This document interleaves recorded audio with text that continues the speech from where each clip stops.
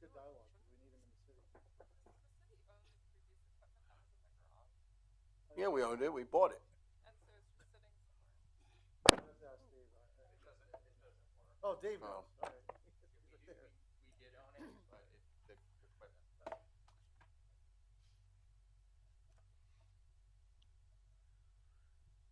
So Dave. Yeah. Just a quick question. Have you seen that retaining wall on the exit at 4th Street off of 22? It's almost all the way, I mean, that area is almost all the way through concrete. Yeah, we've talked to PennDOT about it. They don't seem that concerned. I'm like, I'm not walking on that sidewalk. It's hard to get PennDOT to be concerned about anything anymore. Unless you talk about it publicly. Well, very shortly we're going to talk about Route 611 retaining wall because we're not paying for it. I'm not putting it into any budget, capital budget or not. I'm not putting it in. That retaining wall is holding up a state highway.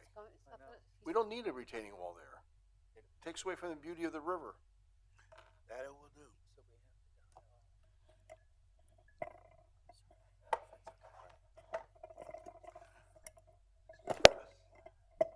The retaining wall that's holding up the sidewalk. I'll tell you what, watching you, I had In the road.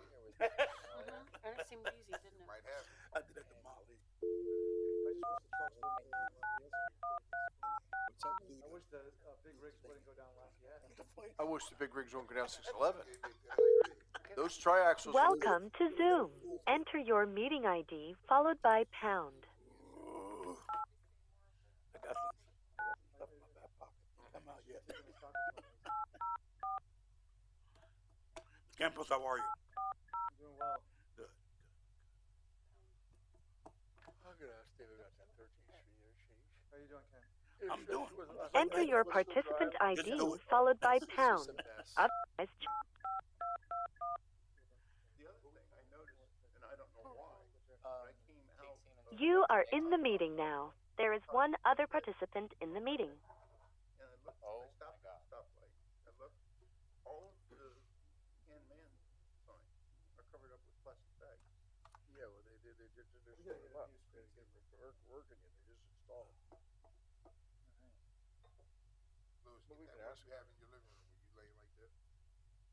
Hi, Kate. Hi, Dave. Can you hear me? Yeah, we can hear you. Miraculously.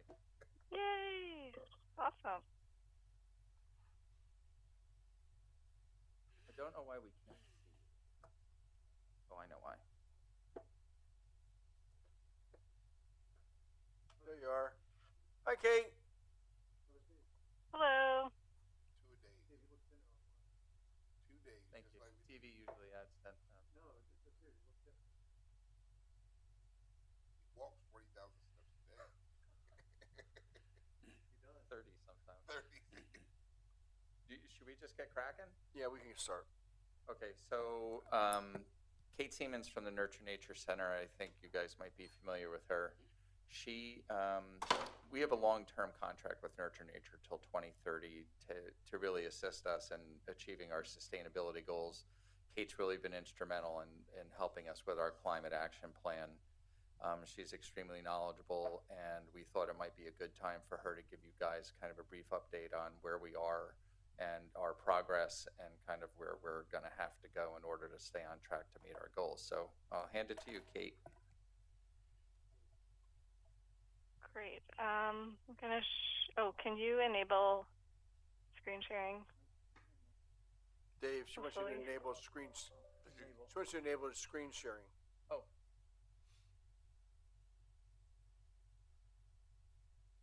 It's down on the green.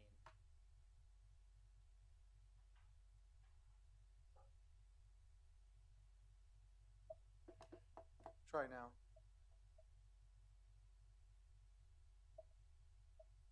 All right. Thank you.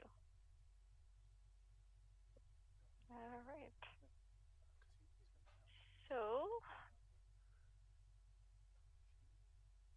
I am going to briefly go through this presentation just to try to bring, just to remind you of all the work that the city has done over the past several years related to climate action, and happy to answer any questions at the end.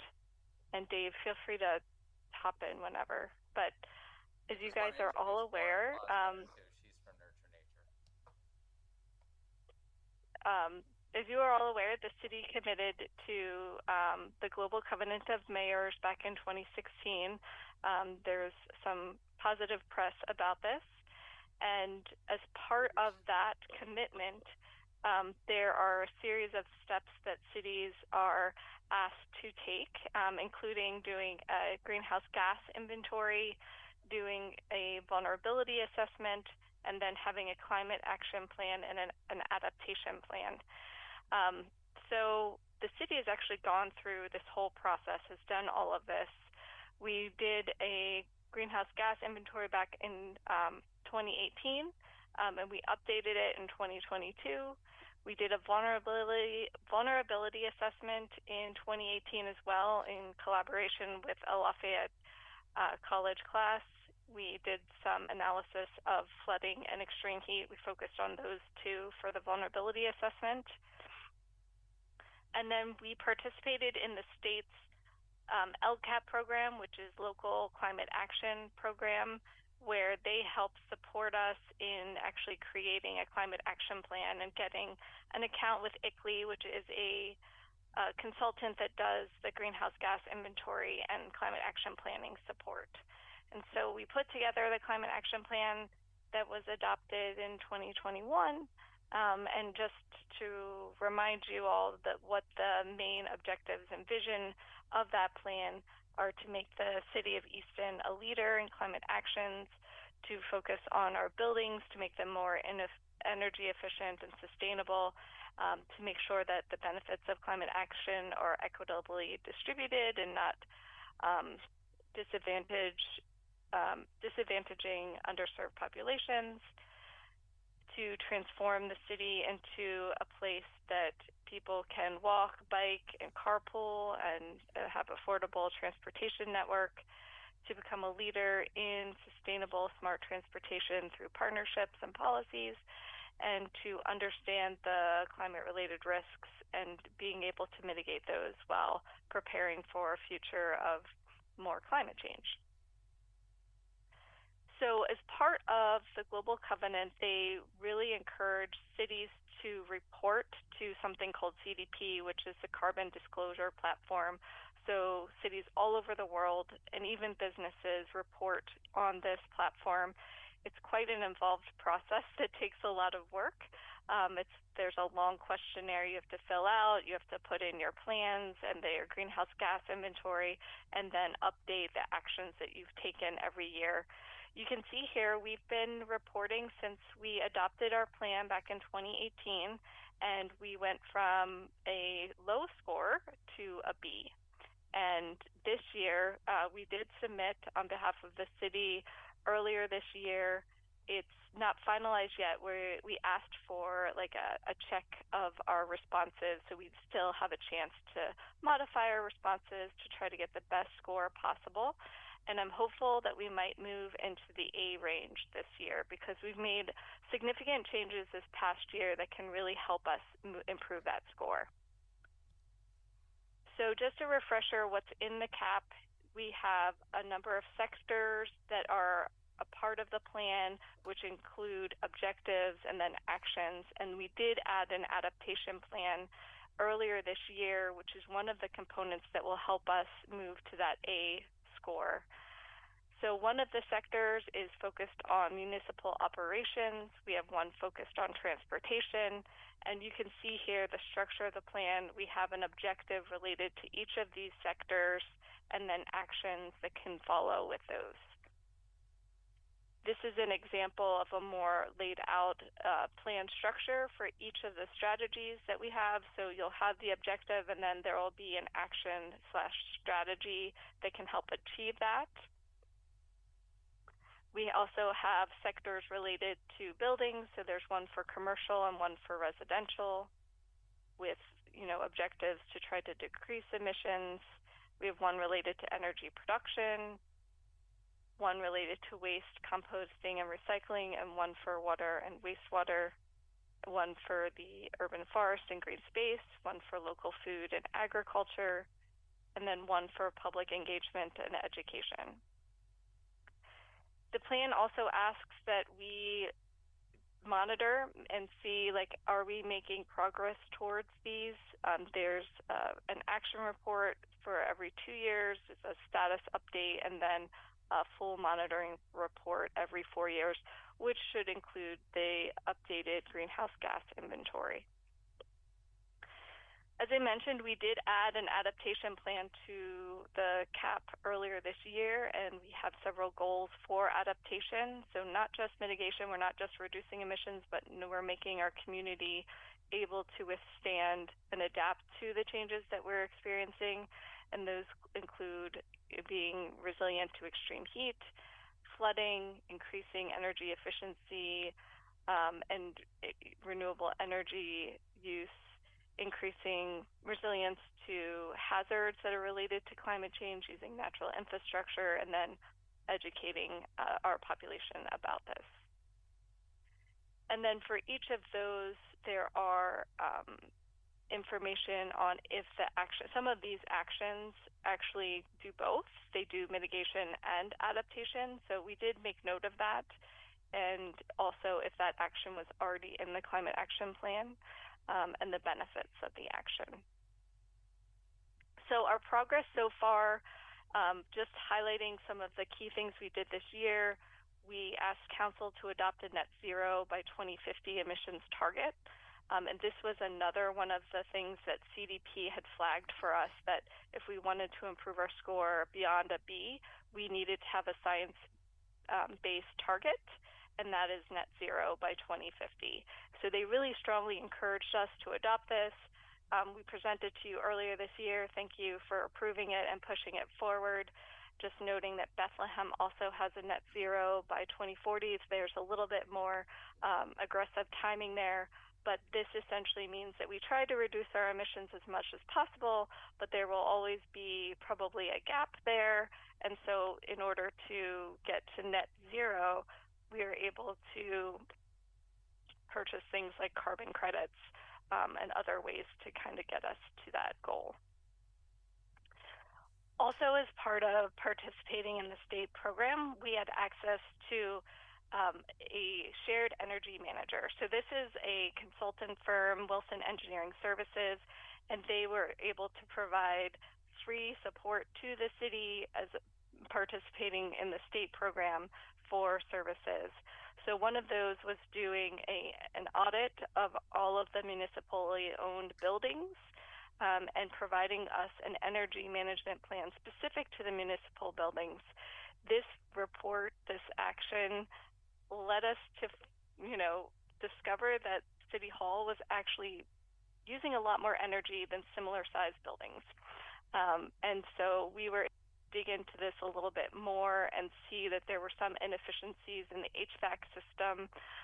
All of the buildings are now in an Energy Star portfolio manager, so we can go on and track this. It's a management tool that many businesses in other cities can use. And as a result of this, I know Dave has done a lot of work to try to make the HVAC system more energy efficient, which also saves us money.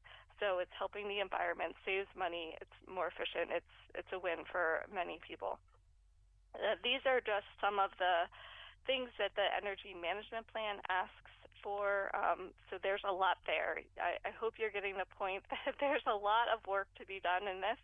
There's a lot of things we can be doing and, needing some staff support for this.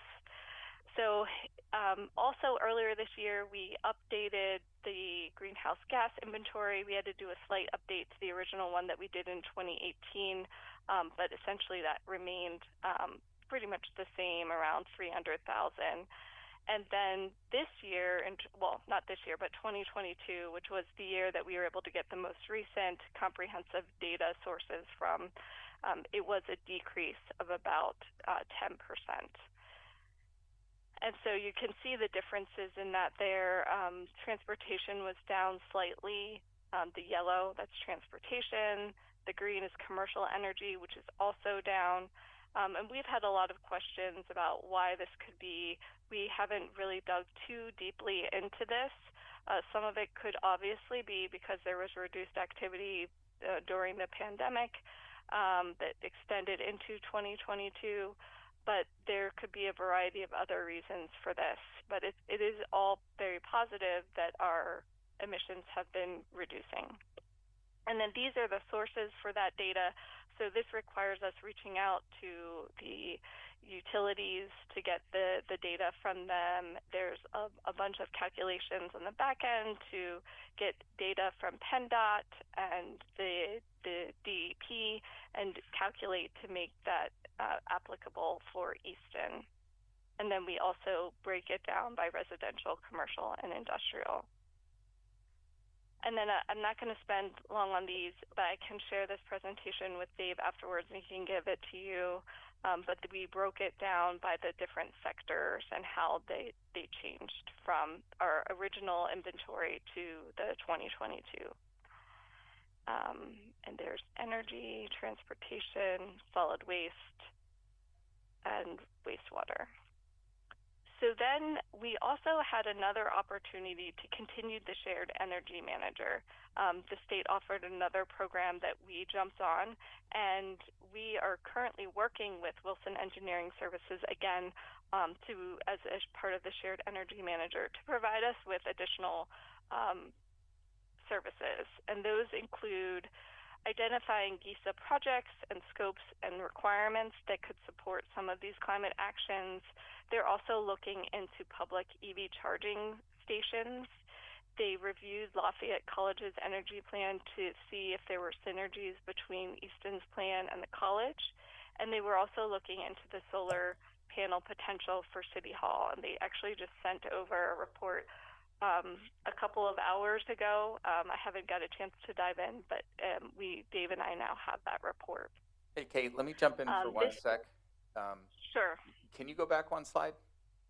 GISA This stands one? for Guaranteed Energy Savings Act, and it's a program through the state where you can do a design build with a contractor of your choice and use the savings from the energy improvement project to pay the capital for the project.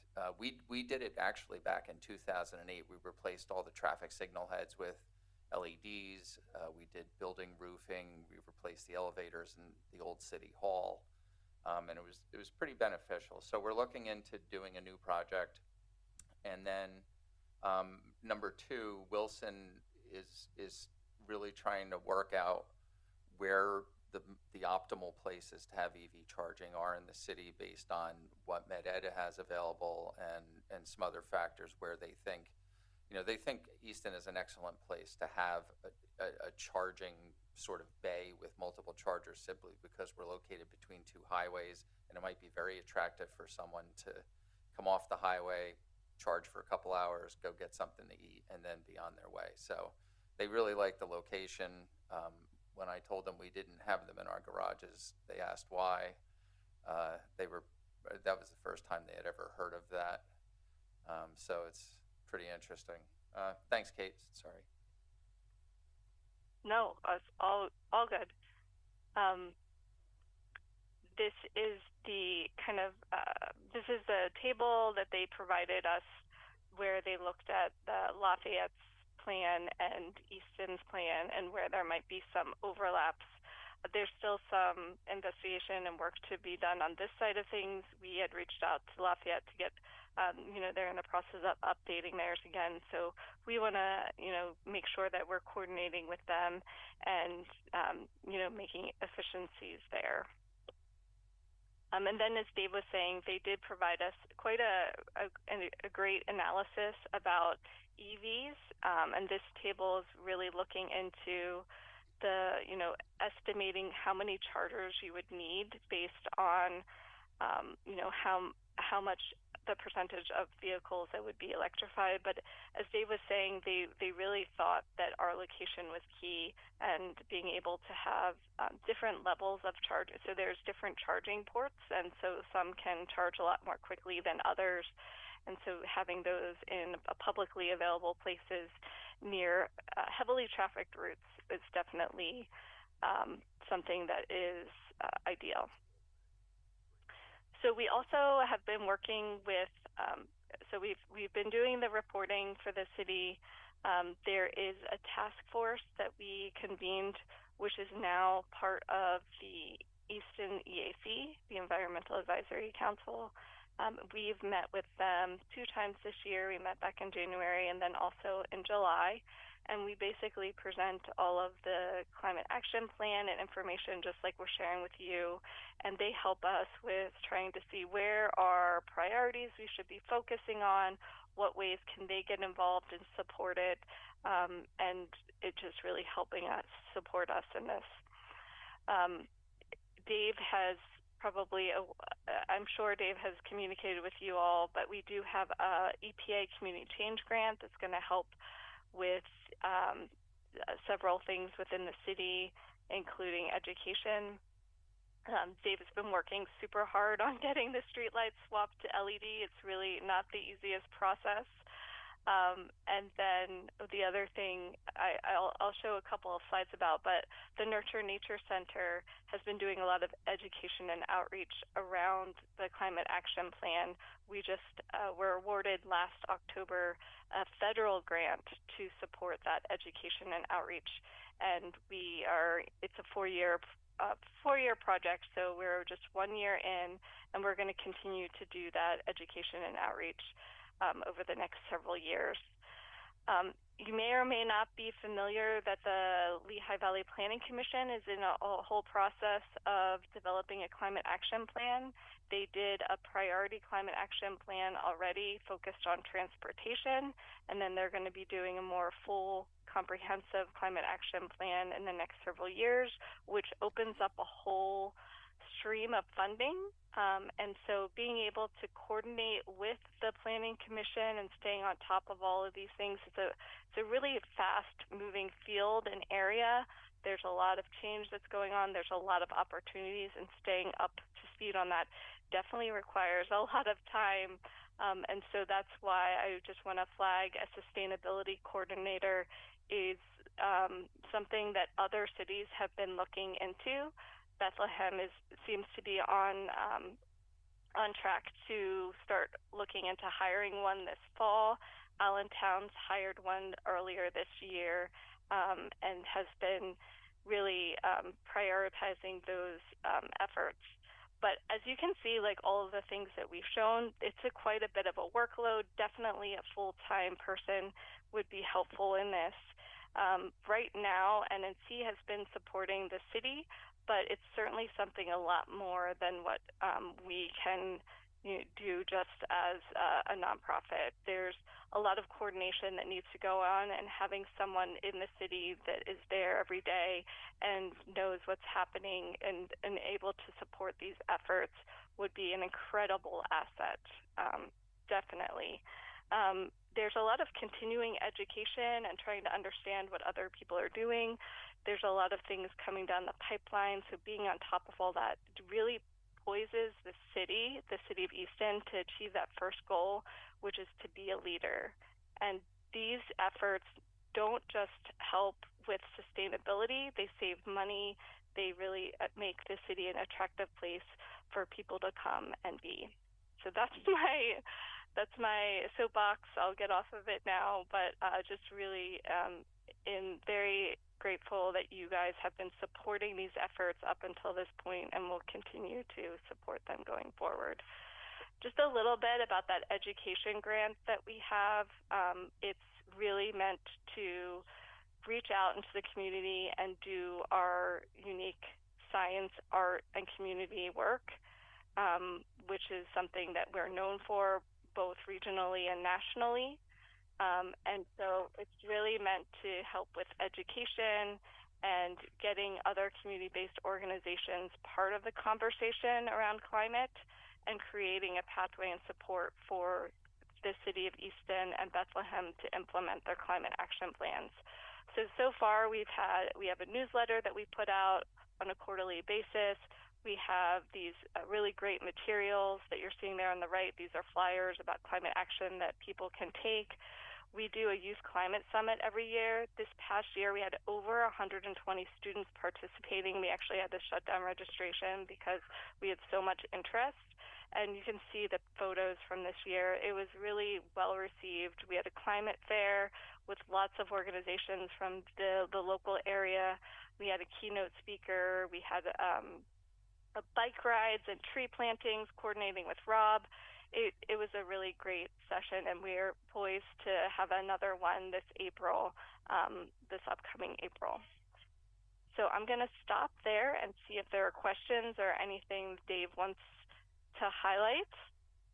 Yeah, I just wanted to expand a little bit on the community change grant. So that was a partnership between the Easton Area Joint Sewer Authority, the City of Easton, and Nurture Nature, and it was one of our biggest asks ever. It was $15 million. The biggest part of it was a combined heat and power system down at the wastewater plant, which in simple terms, it would use the methane that the wastewater treatment process produces to power a genset through a boiler, and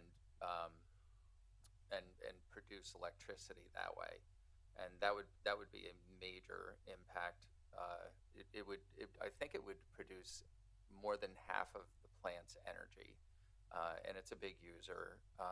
Another component is to separate all of the city's combined sewers. Another component is a direct-to-consumer. Kate, what would you call it? Sort of a sustainability package? Yeah, they'd be like energy kits. So these are little kits that we'd hand out. I think we planned for like 6,000, and that we would give out free. And they have like an efficient shower head and LED light bulbs, those types of things to get people starting to think, oh, these are easy changes. I can do them. I can participate. I can help the city. So NNC is going to be doing some educational programming and also helping with getting those kits out there. Yeah, and then the fourth component of the grant was the education and promotion of sustainability.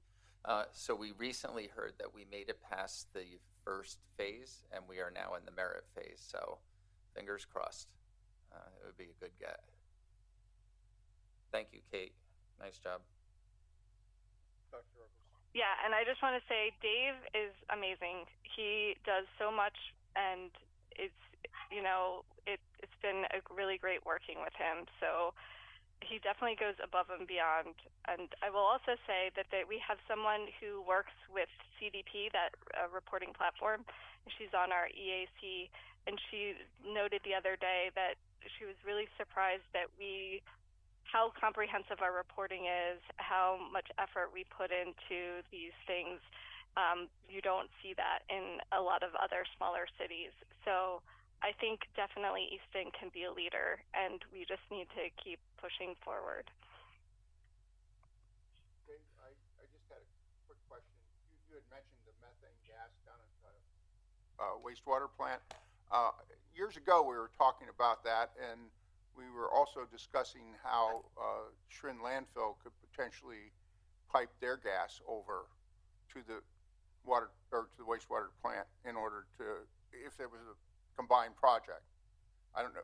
Are we investigating that at all, or? We did, and there was a couple of issues. Schrin entered into like sort of a long-term agreement with, I think it was Talon Energy, and they were producing. And then I think they mothballed their generators, and we did make contact with them. And there was an issue with there's a lot of rock, and we thought the cost of piping in between would have been really exorbitant. I can't remember all the issues we ran into. I wouldn't say it's off the table, but there were some impediments. Yeah. Well, I mean, it might even be. I also where you could, truck it over if you don't have to pipe it. I mean, there's a lot of trucks that carry gases, so I mean, we could potentially. I don't think it's off the table, and from a business standpoint, the Schrins feel that their gas is extremely valuable. So then there was the cost issue that we felt we were not seeing eye to eye on. Yeah. The other thing that I just want to make a comment on, I applaud your entire report, but the one thing that I think that that component where the Lehigh Valley Planning Commission is, they're starting to gear up. I think it's important to be really involved with them. I can't believe how much traffic is on 22 and 33. Those are the two roads I primarily drive. I don't get on 78 much, so I can't testify there. But the other day it was right at 7 o'clock in the morning, and I was heading west on 22, and the eastbound lanes, both lanes, were totally filled. Yep. Coming east. And I mean, you know, we're doing a lot of good stuff here, but if you have an extra 100,000 cars out there, if we're, you know, I think we need to really take a look at that. And I mean, I think we need to get in with the Lehigh Valley Planning Commission to you know, how can we address this? Because it just seems like traffic is going up almost exponentially, you know, and I don't understand it. I really don't, because, you know, people are working at home, and, you know, it just doesn't make sense to me. But I think the Lehigh Valley's population. population increase, but And warehouses. yeah, but I mean, that in itself is going to be an enormous contributor to the greenhouse gases. And I mean, we can look at our local, but if we don't look at it on a regional basis, I think that's what we really got to be a part of, is that regional portion. I think if I'm sorry, Dave. The interesting for me was this morning, I was going up 78, and eastbound was locked down from Hellertown all the way to Jersey. You can see the line. And on the way back, so I decided to take 22. And then 22 west was locked down from 191 all the way up. So there's something, I know it was a little work going on, but that was small in comparison to seeing the lockdown on either side. it's our I love mean, of the the other auto. day, I drove out Bushkill Drive. So I come down the end of Lafayette Street and get on Bushkill Drive right there at 13th. From that light, traffic was backed up all the way to Mittman Road. I believe. I'd never seen that before, ever. That's because of our left turn lane. But That's part of it.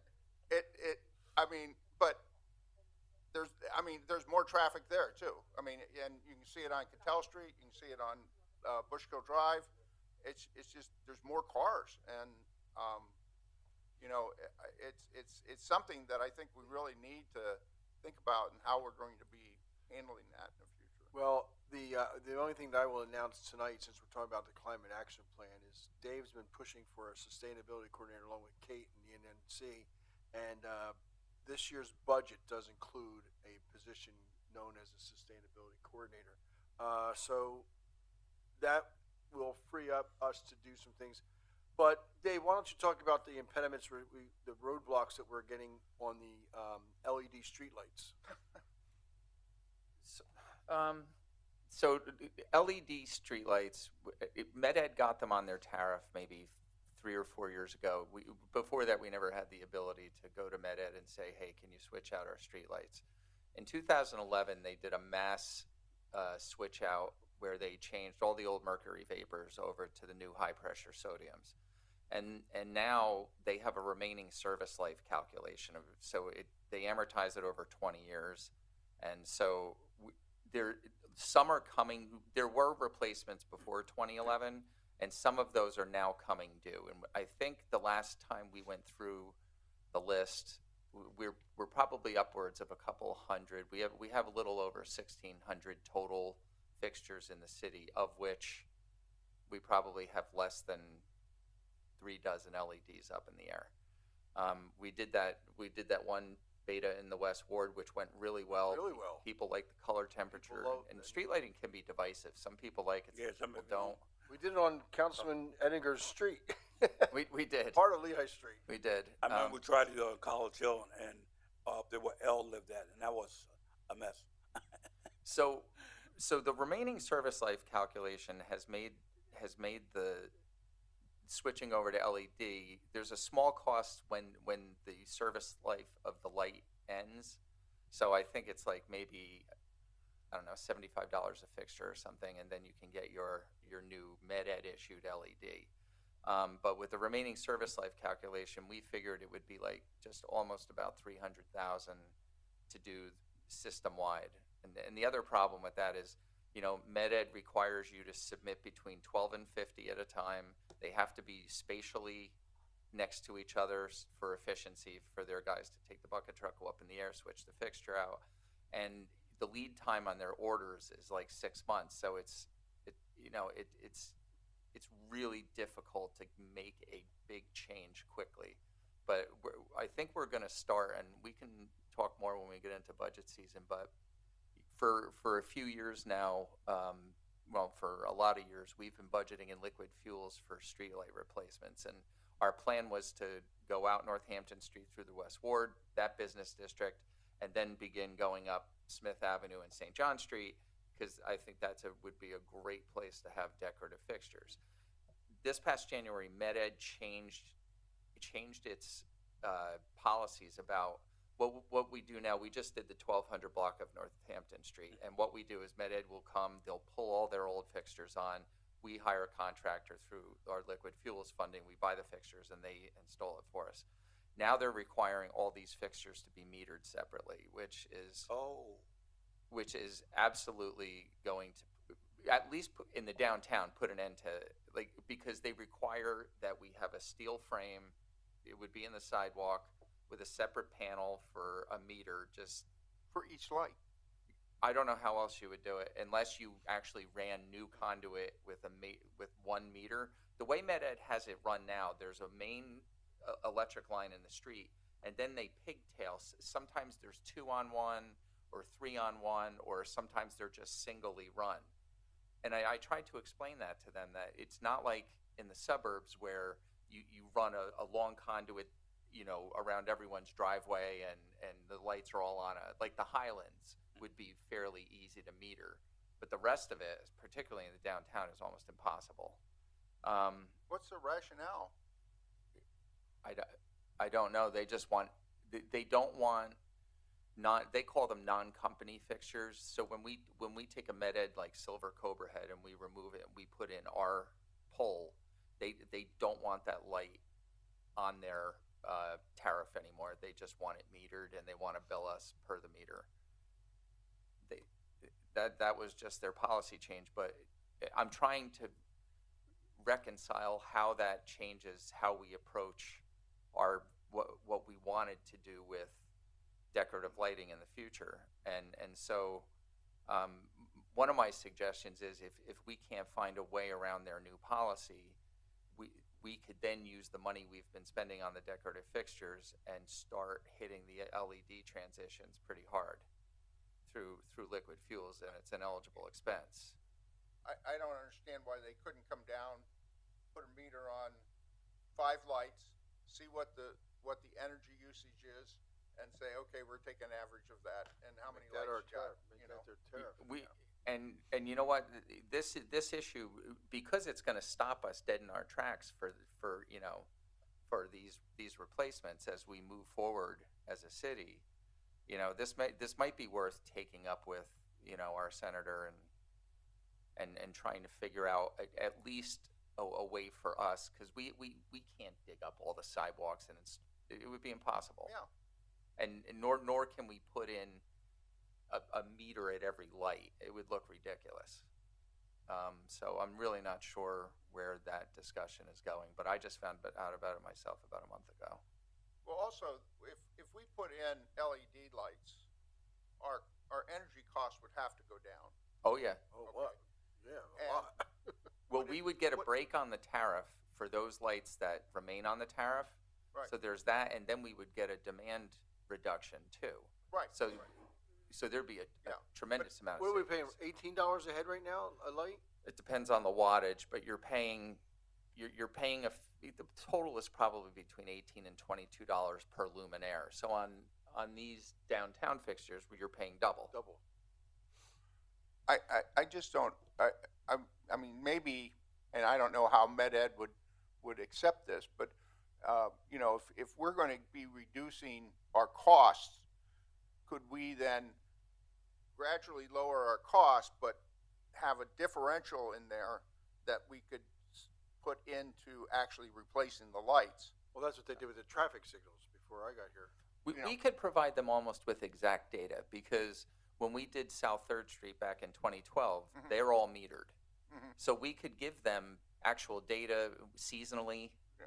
Like it, they are not budging. Well, just to let you know, the aspect of the Med Ed is more than just the lighting. We have 2 projects that they're holding up in the city because they refuse to sell any unwanted land. They're almost as bad as Norfolk Southern. Their There's utility. over on Canal Street, they own a mountain, literally a mountain. It's an acre and a half of land, and we're working with them through Mark Troutman, who used to be the head of the Easton office, to try to swap out another acre and a half of land so that Shiloh Commons could build. And their developer, Tim Harrison, he thinks he'll just blast the rock and get rid of it. But it's an issue. And there's another piece of property, that very valuable piece of property, that Med Ed owns down where they used to, when before they had the monopoly on electric, the PUC broke them up. They had the monopoly on gas also. And the gas works is down right by the toll bridge, where there's a warehouse and a big empty lot. And I know we have someone who's interested in purchasing that facility, and they told us that's not even on the books for at least another 10 or 15 years. And it's an environmental cleanup. I mean, we know that. We know there's an environmental cleanup there, but they've not been the most. They're just as bad as Norfolk Southern. I mean, it's like trying to get a street light replaced once it burns out. I mean, we have street lights, and we're paying for it. We're paying a tariff on that street light that doesn't even work. But they've gotten a little bit better on that one now that we have a community director. Yeah, I said a little bit. I was trying to be nice to them because I don't want to go to war with Med Ed, but what they're charging, just so you know, what they're charging our downtown to redo their grid is monumental. I mean, on this building, we paid $158,000 just to have them give us electric, so we could buy their product from them. On that building over there, it's upwards of $1 million, and that line is going to come all the way from Washington Street, 4th and Washington, over to there, and they're upgrading their grid, which they should have been doing over the last 40 years, on the backs of the developers. And not that I care, but just at least it's getting done, but it's not getting done by them.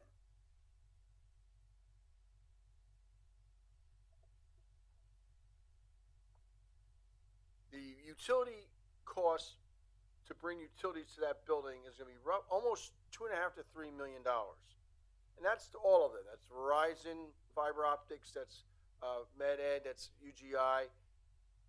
That same amount, which is about $1 million of that, for Med Ed in Allentown would be zero. PPL, well, they're looking at growing their business, so they just provide it. And that's the difference between doing business in downtown East and doing business in Allentown. And that's a big deal. We deal with these things all the time when we're trying to get investment in the city. Rachel will be dealing with that pretty soon when you deal with the planetarium.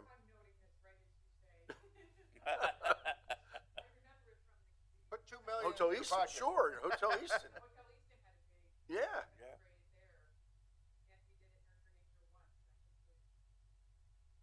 Well, remind them of that. If you need help, let us know. Sorry, Kate, we got sidetracked. Thank you, Kate. That's the end of the plan?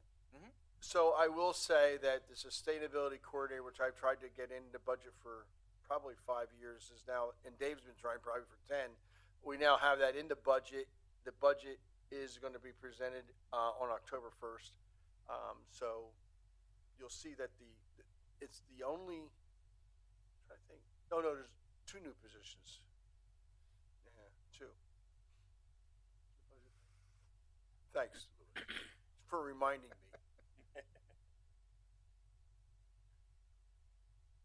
Okay. Any other questions for Mr. Hopkins or Kate? No, thank you, Kate. Thank you, Dave. Thanks, Kate. Thank you. Okay. Crystal, this was under your report. Yeah. I just wanted to share with everyone something that I've been working on. Pass some of these samples out. Passing some samples out of some residential. Goodbye.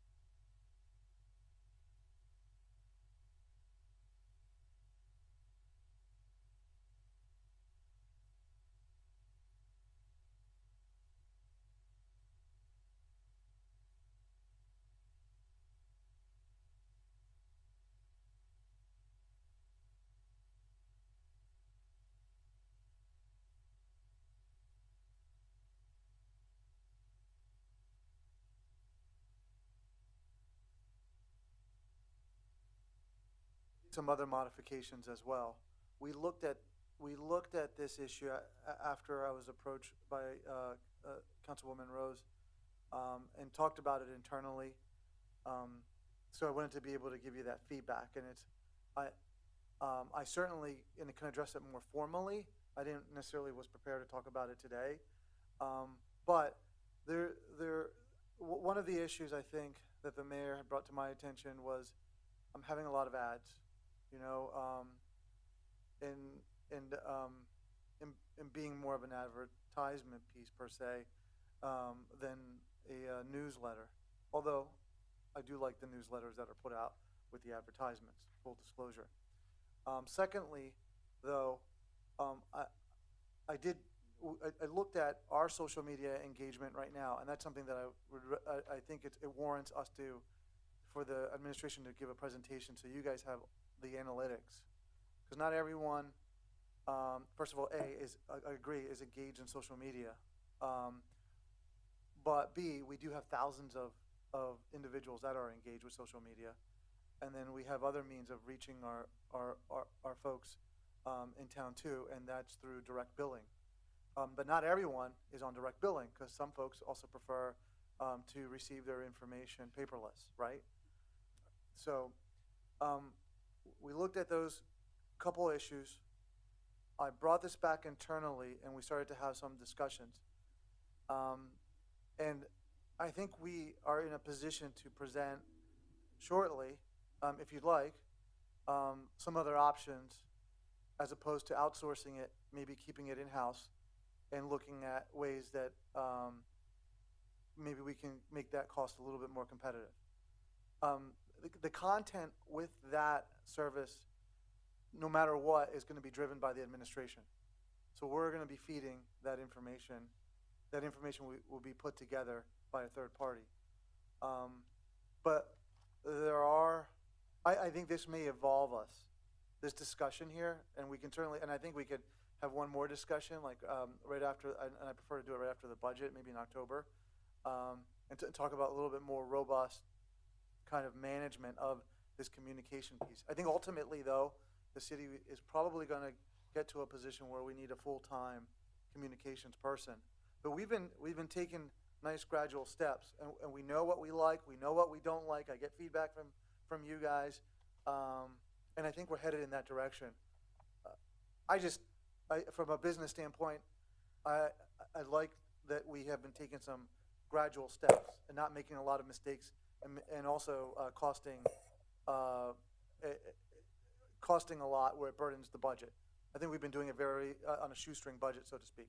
But I think we can continue to evolve, and I like what Councilwoman Rose introduction to this idea to evolve the communications of the city. So I think it's solid. I just would ask if we can maybe present something, and we have some ideas. So that's what I'm going to ask. I completely agree with more conversation.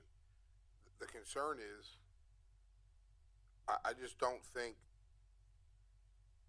you've been making steps, making strides, keeping it financially responsible, which is great. However, I just don't believe that currently we're doing that well. And with respect to everybody, especially since Tracy left, I think the ball has been fumbled a little bit there. And I know it is, and I spoke to Crystal yesterday, I think we spoke, and not this specific, but years ago when you would move to Easton, I was a kid, you would get stuff in the mail with what's going on in the city, and you get coupons. I think it was Chamber of Commerce or whatever. That was the welcome wagon. It was the welcome wagon, Yeah, those businesses went. Right, Went out and they that was brought up, something similar to this, but they were older people, so they brought up that. My concern is just, I'd hate to see the budget come and go, and we don't have a good plan. I think communication is important, and I think we're not doing well with it at all. Oh, Let me again, just say, I agree with the newsletter. I told Crystal exactly how I felt. We have a proposal for digital signs. We know we want digital signs in the city to get especially in the neighborhoods, to get the message out there. But the digital sign company sells ads also. And out of an hour of digital signs, we get about 5 minutes. and they get 55 minutes of advertising. So I don't like other businesses making money on us. But I think when I was in Palmer Township, when I worked in Palmer Township, I advertised in here, and it is inexpensive. It's manageable. But printed materials is they're very expensive. So then I remember that I used CGI. The same thing I did with CGI. CGI does our videos on our websites, and they go out and they sell ads to produce the videos, and then they're coming in probably in a couple of weeks to redo all the videos with 3D and everything else, and high def and everything else. But as I told Miss Madam Rose, I would do that. I would support it, and I would support that we put money in the budget for postage. Because I think you're right, Mr. Pinabone. If it doesn't get done in the budget by you or by council or me, it's going to be wait a year. Yeah, and I mean, you can sign a 1-year agreement and do something else in 2026. I think the one reason I went this way versus looking to produce our own is they make it easy. Even if you do hire a full-time communications employee, producing something like this by themselves is going to take a lot of time, and then we're on the hook for the printing, the design, everything else, whether or not they have those skills. All we have to do is really a negligible amount of postage, and so it's cost effective. It makes everyone's life easy here. If you don't have a communications person, they have editors on the staff as well to help make sure everything's clean before it's going out. It's spell checked, it's grammar checked. It's going to make the city look good, and it gets the residents the information that they need, and at least points them in the right direction to go. I mean, how many of us see complaints on Facebook? It's really, people don't know who to call or where to go. Like, sometimes it seems obvious, but it's obvious to all of us because we're so involved in the city. Even as something as simple to us, putting in there, for these are the events coming up, these are roads that are going to be closed, that would just save all of us a ton of headaches, and especially the residents, you know what I mean? Crystal, maybe you or the mayor could answer. Mayor, I know the Volcanoes used to have that postage, for political stuff. Oh, yeah. The bulk mail permit. This isn't considered political. Correct, but aren't we? But we do get a break. We can get a bulk for city, right? Nonprofit. Yeah. They take care of So all that. they take care of everything. We don't even touch this. We just send them the content. You approve the final draft. It gets printed and. But I mean, you said send we'd it have to put up mailhouse. some money for the postage. It's such a tiny amount of postage. It's really it's about not. 8,000 annually. Okay. Yeah, and that's for two. Yeah. And their bulk permit. Yeah. Because they do it by zip code. They do it Yeah, by they break it out. postal carrier routes. And if you see all the examples, these are just some of them. They handle a majority of the region. They're signing up new municipalities every day in New Jersey and in Pennsylvania, past the Lehigh Valley. Almost every municipality is represented. Yeah. Put the mayor on the cover. No, that's called a dartboard. Put Lewis on the cover. Thank you, Crystal. Thank you, Crystal. That's all I have. Thank you. Anybody else have anything to report? I just want. I'm sorry. You want to give a 1-hour report on our blueprint training today? No, We no, got time? no, not at all. But I do want to touch base on Wilson yesterday. I want to thank our administration and our council, because what I witnessed yesterday was the most ridiculous thing I've ever seen in my life. They were taking votes without public comment. They weren't letting outside residents comment. They didn't even let Wilson residents comment. The solicitor ran the meeting. He was speaking for the developer. He was speaking for the council. And all I asked, myself and Michael Brett went. Michael Brett didn't go in his capacity as RDA. He went as chair of the supervisors in Palmer. And all we asked is that they table the vote, since if you were at the planning commission, the developers agreed that they can wait till November. It wouldn't cause any delays or any problems. So we asked them if they could please table the vote, and Wilson, Palmer, and Easton can get together and discuss it. Whoever paid attention to planning last night, or in Easton last week, they specifically said, and Crystal was there, Kenny, they specifically said, the traffic wouldn't really affect, the trucks wouldn't affect 13th Street. They're all getting off on 25th. They're being told they're getting over. Right. Yesterday, they told us all the traffic's going to be on 13th. It's all coming to 13th. And we mentioned that, and somebody in the audience mentioned that, who from Wilson, who said I was at Easton Plenty, you said it wasn't going to. So my question and Mike's question was, could we just table it? We have until at least November. Could the city, or could Easton, Palmer, and Wilson meet and just discuss some concerns, get some answers? They already had their mind made up, and their question to me was, well, you never came to us when you did all your development that affected us. And I said, like, what development? Their mayor brought up Bacon Fest, bothers them, the Commodore, all the way down here, the Marquee, July the 4th. Confluence. July 4th. He didn't mention July 4th. That was huge. It was, but he didn't mention any of that. But the Silk Mill caused a huge burden for them. The dog parks, we got some dog parks. The Bacon Fest. So it was ridiculous. Well, let me just say that I'm ready to talk to solicitors again. I think, Joel, we need a pit bull to go in here. As Roger knows, because his staff, his class, when he was a professor, did a tech review. Was it a tech review? Yeah. It was a tech review on the ordinance that I brought out 1991.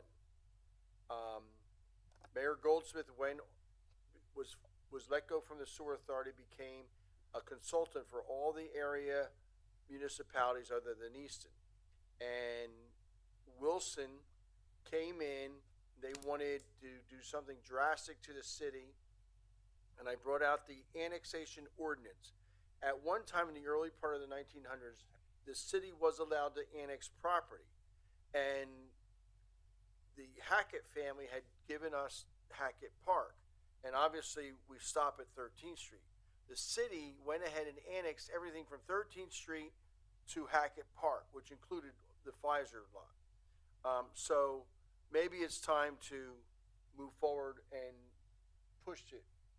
I know it's been 100 years, I realize that, but the annexation is on the books, and it is there, and there's an ordinance that Karen could find.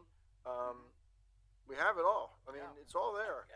And what happened was this, is that the Hackett family donated the property. Easton annexed it. And then Easton said, well, this portion of the property we really can't use as a park. So the Hackett family took that back and then donated us the property down along Wood Avenue, which we then annexed that. Right. And so when the Hackett family took it back, Wilson just assumed, oh, well, It was theirs. that's ours now. Yeah. You know, Because but we had annexed it already. I mean, it was already a done deal. and Roger, if you remember, that came up during the time we was dealing with Adams. Mhm. All that. Oh, yeah. I called Frankie today, and the one thing that really got me was just reading it. The tone was off, and the guy just sounded like he was a wise guy.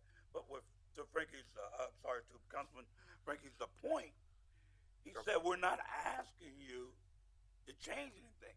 Right. We're asking you to table it. I specifically said, we're not trying to kill your deal.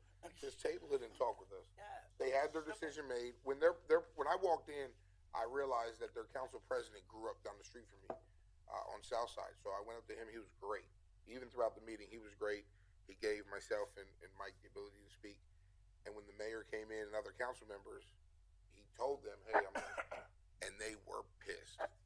They were mad that they agreed to let us speak. So it was just very disrespectful, they didn't care anything about the West Ward residents. And I even mentioned their residents, right? Because once they leave the West Ward, they're going to end up going through Wilson. They just didn't care about their residents, our residents, anything. Wilson Borough used to be part of Palmer Township. Right.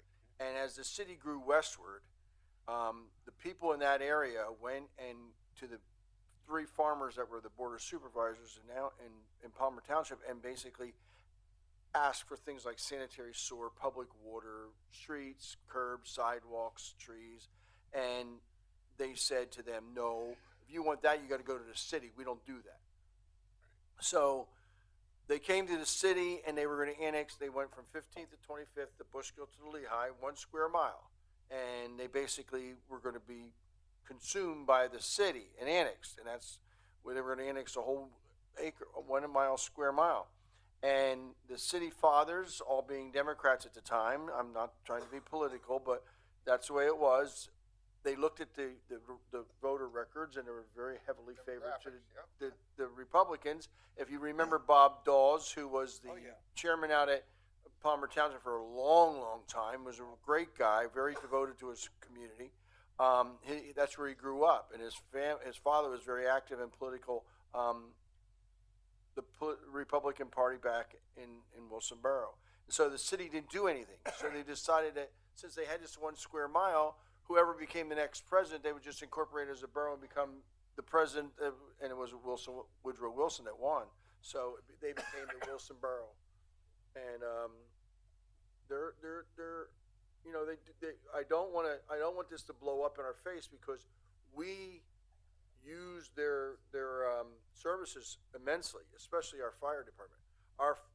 Every fire they respond to in the city, almost every fire, they're there, and they stand there and they just watch it burn while our guys are working, because they won't go in unless they're needed and unless our chief directs them in. Is that the way it normally works? What do you mean? Like, are they supposed to sit there and watch until our chief directs? Yeah, that's the way, that's what it is. I mean, they are very, when our ladder truck is down, they respond to everyone, and we use their ladder truck. We use their ladder truck when we want to have 2 ladders, one in the back and one in the front, to fight the fire. So I don't want it to blow up, but I know it almost blew up, and I just kept my mouth shut. Was the fireworks at Hackett Park? I mean, their mayor he called me every name in the book, but you know, I mean, we put it at Ohio Park. I can't help it. If you want to close Hackett, if you want to close your Fisk football field, then close it. I don't care. That's not my responsibility, but we've been putting them up there. They were historically, the fireworks at 4th of July were put up there by the VFW every year for at least 70 years. And then the JCs, we put them off up there for 3 years. And as far as we're concerned, as far as the police chief is concerned, we're going to put them up there every year. Mayor, And their residents get to enjoy the fireworks as well. That's the problem. Mayor, could you and or Lewis reach out to Joel and ask him if he could reach out to the Palmer Township solicitor? Because they're working on something as well, so I think it'd be great if those two. We're meeting with them tomorrow, so we plan on talking about the Wilson warehouse. My concern, I have a major concern, is that when you come off at 13th Street, you can't turn left. You can't even turn left in a car, let alone a tractor trailer. But Frankie can. But And the traffic coming off on 13th Street already is horrible. it's backed up. It's You backed add up, more to it. and you're going to add tractor trailers, which are they can take up 3 cars. So I just don't want to see them in it. What made that, and if I was at the meeting, I couldn't be there, but if I was at the meeting, I would have told the mayor, what made your property more valuable was the fact that the Simone Silk bill that was vacant for 30 years was vacant because it just was a blighted piece of property that made the fact that they put $75 million into the silk mill made your property, that property in your borough, more valuable. Well, I feel, speaking of the silk mill, I don't know how the silk mill doesn't flood with this development, like how all the water doesn't end up running on. The silk mill, Herman Simone was very, very smart, and he watched it. If you look at the silk mill, I'm talking about the corners are right where the floodplain is. They were very smart in that they didn't build. No, I'm not talking about now. I'm talking about if this development were to come. Oh yeah. I'm talking with them how it won't, the waters won't impact the silk mill. I think that's going to be a concern. No, There's a lot to be that's concerned about. downstream. Huh? That's downstream. It won't impact. You don't think it'll impact at all? Well, it's the Lehigh Valley Planning Commission is advisory. Right. and they're not regulatory, so they don't make this, they can't stop a project. Their letter was very, very well done, but they're only advisory, so Wilson Borough didn't have to listen to them. The sad part is Wilson Borough is they need the tax ratables, and That's so what they'll it do is. anything. That's what it come down It's all it's coming down to. Is, Sell capacity. well, they probably don't have any more. They, They that have might any more be. sewer capacity? They sold a lot of They sold a capacity lot of when I was on the capacity. board. I don't recall. I don't think they have a whole lot of reserve left. And you know, you got 200 and some apartments coming into the Dixie plant, and Maybe. Dave Peruso was a very good friend of mine, and we were on the PMRS board together, and I would drive out to Harrisburg all the time with him. And I said to him, I said, be very careful. Everybody wants you to do the Dixie plan, including me, because I get the phone calls. But those parking lots, you could put 1,000 townhouses down there. And I said, make sure that the first phase is the Dixie plant, not the parking lots. And I don't know if there's anybody in Wilson Borough that's really looking at that anymore. I just concerned that you're going to see a lot of development on those parking lots. Mayor, you wanna give me a motion to adjourn? I'll give you a motion. Debate night. Debate night, we're all leaving. Okay, I have a motion to adjourn? Motion. Motion, is there a second? Second. Roll call. All in favor, say aye. Aye. All right, we're out of here. That's a good one. Does he lose just throw the paper? It's the same thing in school. By the way, it was a good shot. Couldn't throw a pass on the court. My arm's still strong. He couldn't throw a pass on You what? the court. My arm is still, I still got it. You threw it with your right arm or your left? My left. No, you didn't. Yes, I did. You're a lefty? No, it's righty. Be careful. That's you know where I come from, right? Hanging around with your boy down to that left hand pass.